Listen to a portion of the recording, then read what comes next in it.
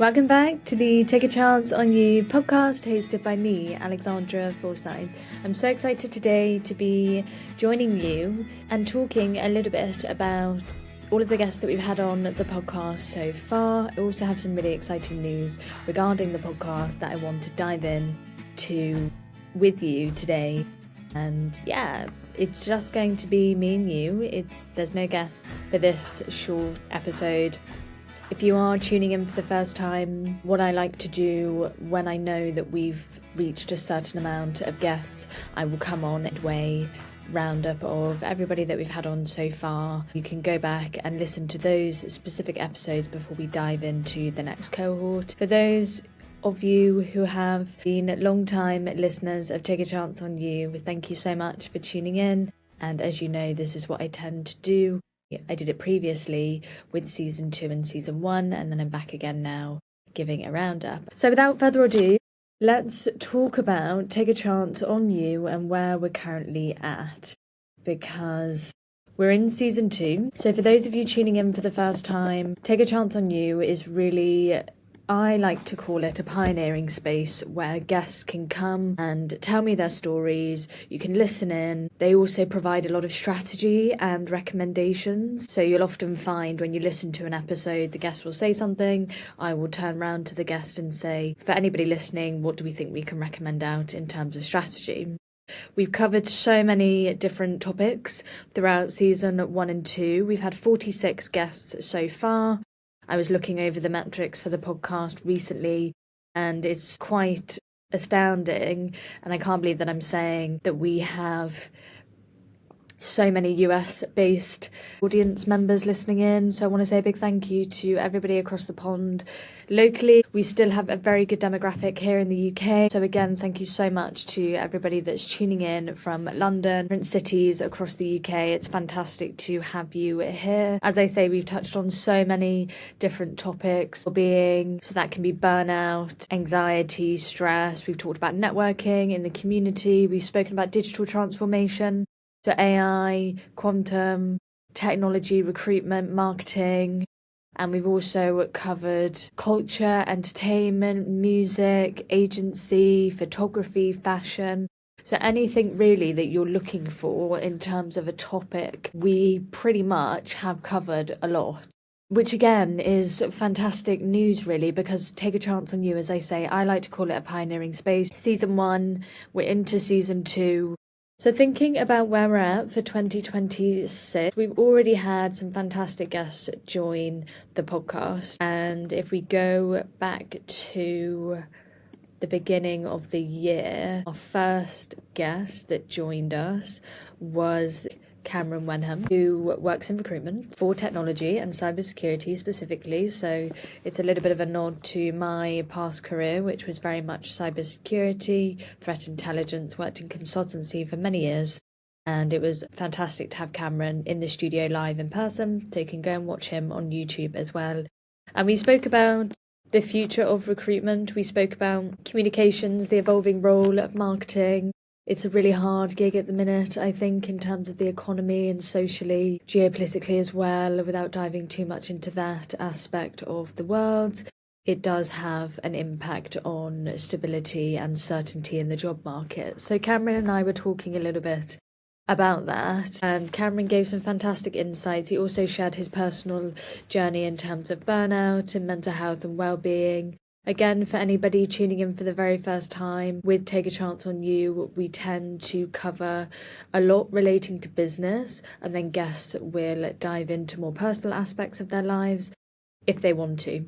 So it's not a requirement for the podcast. It's a platform for the guests to share their story in any way that they'd like to. If they want to dive into more personal aspects, that is very much encouraged by me, because I think it builds rapport and trust with the audience. So Cameron relayed his kind of challenges, how he overcame them, and as I say, we focused heavily on the future of marketing and recruitment in the technology industry, which is thriving. And Cameron very well pointed out the US market is thriving, his client base is there as well as in the UK. Job market, it's stable, and I had a recent conversation with Cameron and it's looking quite prosperous. I think it always comes down to early careers and emerging talent. What can we do in that space? with the podcast. I've had students and early careers join me throughout season 1 and in season 2, and in the future I have more guests as well. So I try to even the playing field and have emerging talent as well as founders, leaders talking about their journey, because I think if we can break down barriers and open up different pathways, that's where success truly lies. It's collaboration over competition. So it's doing anything that we can, and I try my best to facilitate that as well. So that was Cameron Wenham talking about the evolution of marketing and tech recruitment. We then had James Tomlinson join us after that, and he was talking about how to launch a business. So James is very successful, launched a business, he's a founder. We talked about AI automation.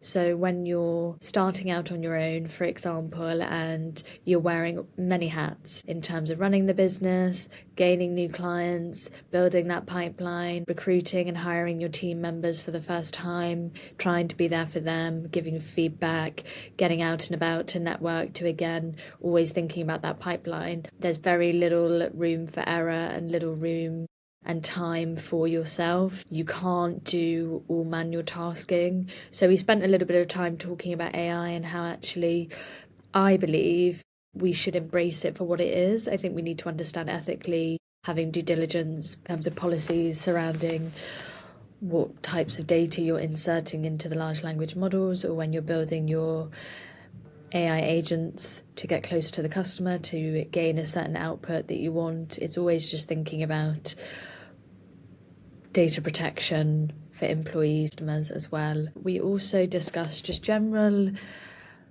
entrepreneurship. Like I say, wearing many hats, it can be quite tough sometimes to keep morale going, be persistent, time management. And James actually provided a real app which you can download on your phone called Blinkit. I've downloaded this app and it condenses books into easily digestible for you to read between 10 to 15 minutes long. I think it can go up to 20-30 minutes depending on how long you have to read a blurb of a book, essentially. That's a great way to automate your time. And James was talking about his morning routine and how he spends time reading and doing professional development, sometimes before he starts work, and then throughout the day and afterwards as well. We spoke about the importance of feedback. That really was a key point, key takeaway from the episode, and how, going back to what I mentioned about emerging talent coming into the workforce, Gen Z, Gen Alpha, we need to take time with this cohort of individuals, collaboration, communication, and we're no different to each other. We can learn a lot from each other in terms of that feedback. So taking time, giving good quality advice and good quality recommendations and strategies to people, the same way with the podcast, and essentially that will make for a strong and long-lasting team. Shortly after James, we have Risa August joining us. Slightly different episode in terms of what we previously had. We dive deep into Risa TEDx talk. She's an author, many different roles she plays, and she dived into her journey bike ride from Canada to Mexico. I don't want to give too many spoilers because I really would encourage you to go and listen to this episode, how she overcame a brain tumour diagnosis and went on this bike ride because she wanted to get off her couch. And I put a really inspiring reel on social media, which she provides a voiceover, and you can see her bike ride across the specific coast, as well as other locations. And it's beautiful. And her journey really relays, we're all going through it. There are so many challenges in life. I go through my own challenges as well as the guests. When we come back together, spend time with each other, even if it's for 40 minutes to an hour, just sit down, either virtually or in the studio. That's our time to really process life and what's going on. I think for many of us today, going back to what I said at the beginning, there's so much going on in the world. It can be hard to give ourselves a chance, really, to gain clarity, be kind to ourselves, and appreciate that we have achieved so much. The reason why I started Take a Chance on You was because I was looking around when I was going networking and when I was posting online, and I thought to myself, there are so many people in the world that just don't have a chance to tell their story. They've huge amounts of success, but they haven't, and they aren't given a platform for whatever reason. So I wanted to take a chance on you to really build that platform and build an audience where there is no judgment. We break down those barriers, and Risa very much brought that home for me when we were talking. There are so many opportunities in life to connect, and her story, and there were many other stories that she shared within her episode. So I really, like I say, I really would encourage you to go and listen. It was fantastic. Every time when I sit down, I still do all of the editing for the podcast, so I get to see the end-to-end process. So one thing that I really love with Risa, with Cameron, with James, and with other guests that have come on the podcast, which I'll talk about shortly, I get to see it from its inception when I have that first conversation with the guest, that prep call, and I get to hear their story for the first time. Then I condense everything into notes that I'd like to discuss when we record. I start talking, I think about other questions that I might not have thought about before because I'm so in flow with what they're saying. And then after the episode, I edit everything down, put the music in there, the intro, the outro, and I get to see the whole thing from end to end. There will come a time where I don't do all of those things, but today I'm still doing it, and it really just highlights to me the journey that the podcast is taking, I'm taking, the guests are taking. I feel that I get to watch them grow before my eyes. I then grow with them, and together we get to offer to you, the listener, something truly without getting all sentimental, because it seems to always be the case with me with the podcast. On to the next guest. We have Barra Fitzgibbon. This episode was truly nostalgic, number one for me. So for any of the listeners out there who joined from day one of the podcast, Barra and I met at a networking event, and I started recording season 1 at Bloomsbury Institute, which, shout out to Bloomsbury, couldn't have done any of this without you. You really saw me from day one, and Barra, thank you so much for everything. Barra and I met. He said, oh, you should come and start recording at Bloomsbury Institute for the podcast. So I went and I recorded the whole of season 1 at Bloomsbury Institute. Fantastic. Again, you can listen to all of those episodes back. They're on YouTube as well. I've kept in touch. I've loved watching his journey and vice versa. Barra came on the podcast to talk about that and Bloomsbury Festival, which is taking place later this year.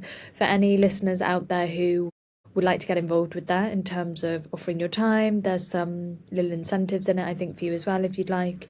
The Bloomsbury Festival is later in the year. They're always looking for volunteers. I think I might be there, hopefully doing some interviews, we shall see. Barra spoke about his journey through COVID, and when he sadly caught COVID, he went into a coma and was in an ICU. He wrote a play about his experiences, and it was on the West End, first of all, and then it was picked up, and it will be touring Ireland shortly this spring.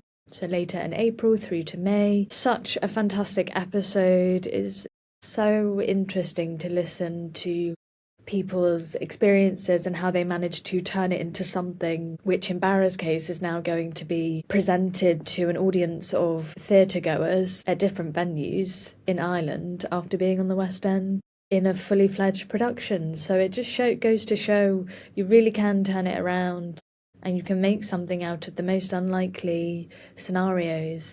So I'd really encourage you to go and listen to that episode. For listeners who are just tuning in now, that's a great opportunity to watch myself and Barra. We were in the studio, so you can watch us visually and listen to how we met and how the podcast came to be.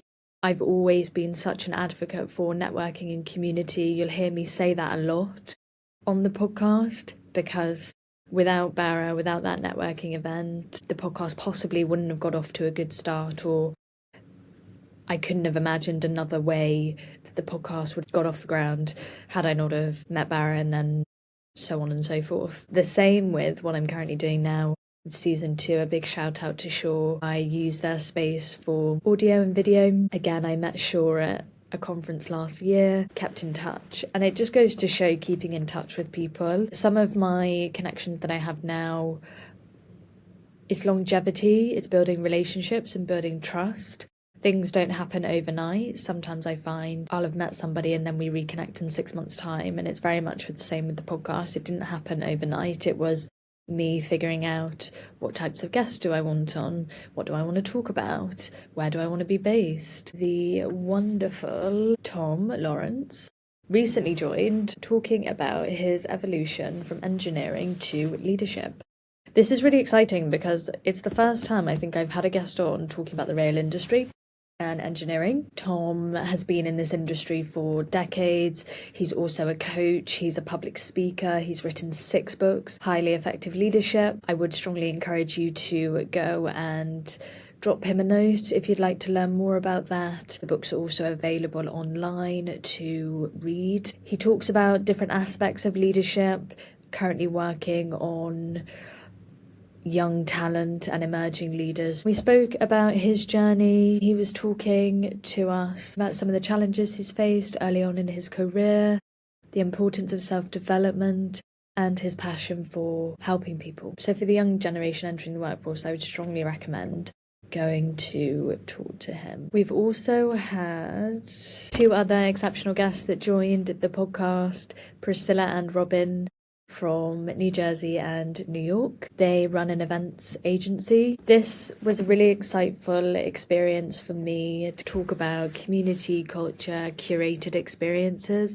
They've both had quite corporate backgrounds where they've worked. They've built a roster of clients in their area, and we spoke about the evolution of the event space and how it really does come down to being more personal with community, building that resilience, having innovation. They both spoke about their personal journeys over the last few years as well. Priscilla talking about her journey through breast cancer, Robin talking about her journey through pregnancy while still working full time in order to push through that part of her career and her life. Taking a step back for myself, I don't have children right now, and I'm very much in my younger years in terms of where I'm going. So it's a brilliant opportunity for me and for listeners out there, even though we might not be able to relate to the exact experience that somebody's going through. Taking that step back, again, it makes you realise that everybody is going through their own challenges. It allows you to have empathy, emotional intelligence, and it allows you to kind of take off your day-to-day hat that you wear and just immerse yourself in somebody else's journey, really, for the episode. So I was so thankful to Priscilla and Robin for highlighting their struggles, challenges, but also how they overcame that, because it's not easy, especially when you're a co-founder and you have your own company.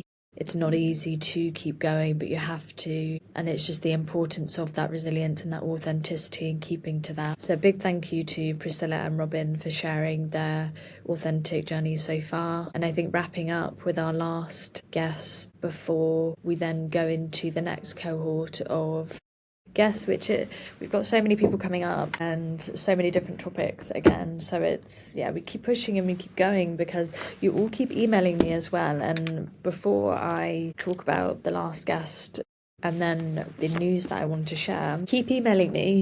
I do recommend that because you all I keep getting tons of emails now with people wanting to come on the podcast. I really love and I want to say thank you to those who have emailed me to say, I'd really like to join you on Take a Chance on You. What I really enjoy reading with the emails is that you've already listened to an episode. Even if you haven't listened to an episode, listeners, and you want to come on the podcast, I don't mind. It is good to go and have a listen to 1 or 2 episodes to get a flavour for what the podcast is all about and whether or not you'd like to share your story. For those who have emailed me, thank you so much for highlighting an episode that you've really enjoyed, giving a summary of what you'd like to talk about in your background, and then you've taken the initiative to obviously email me, which is brilliant. I should possibly put out a couple of posts just to say, for those who want to talk about X, Y, and Z, come on the podcast. But the more the merrier. I never say no to people. I never wanted to do that. It will lead me on to what I'm about to say and what I'm about to reveal as well. I want to say a big thank you to everybody who's emailed. If you would like to come on the podcast, please, please, please drop me a note. It can be on social media. I'm on LinkedIn, Instagram, TikTok, YouTube. If you wanted to leave a comment and feedback on the podcast itself, you can do that on Apple and Spotify. And you can, like I said, my website's up, you can come and find me. The last guest, Artigan, talking about her new book, which is chronicling interviews and stories tied to the disappearance of the aviation pioneer Amelia Earhart. Rachel has had a fantastic background, worked with the National Geographic, talking about Amelia Earhart disappearance and the process and challenges of writing her debut book. It's quite a short episode, it's around 20 minutes, so you can watch it when you're on the go. If you're going for a walk, I would really recommend going to listen. We talk about the disappearance, but we talk about lost explorers, connection between history, technology and culture. So if that's something that you're interested in, Rachel Hartigan's episode came out last week. You can go and listen to it, and I would really recommend. That is everyone so far. Like I say, I'm a really big fan of giving you a mini roundup ever so often before we dive into the next number of guests, because otherwise it can feel as though you have these seasons and before you know it, 40 episodes have gone out and you're trying to decide, well, what should I listen to first? So I like to give the mini roundup. I am working on the newsletter. It's a little bit late this month, unfortunately, for March. It will be coming out shortly. It will pretty much be what I've just given to you now. It will be a roundup of the guests. So the big news and what I want to share with everybody today is that when I first came up with the idea for the podcast, I always said to myself I wanted it to be in person.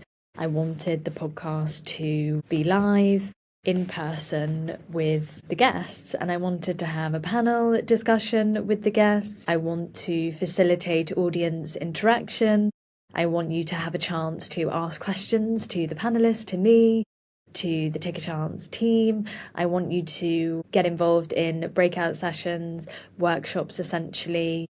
And I built this human return on investment framework, going to be bringing it to the podcast to take a chance on you. And the human return on investment, it's a feedback loop. So we would have the event, and instead of filling out a survey or a questionnaire to say whether or not you enjoyed the event and what aspects you liked the most, you would essentially fill out the human ROI, give that back to us, keep it yourself as well, so you'll have a couple of copies, and it will be great for a data point for us to take away and improve in the future. So the announcement is that we are coming in person. I've been putting this off a little bit over the last, 6 months. I've had numerous people say to me, when are you going to have it in person? When are you going to actually get in front of an audience and be the host that you are? Talk about Take a Chance on You and your journey, because if I look at how Take a Chance on You started, it was through networking. It was through listening to people's stories live and in person. And then I decided to launch the podcast. So there was always a human feel to what I was creating.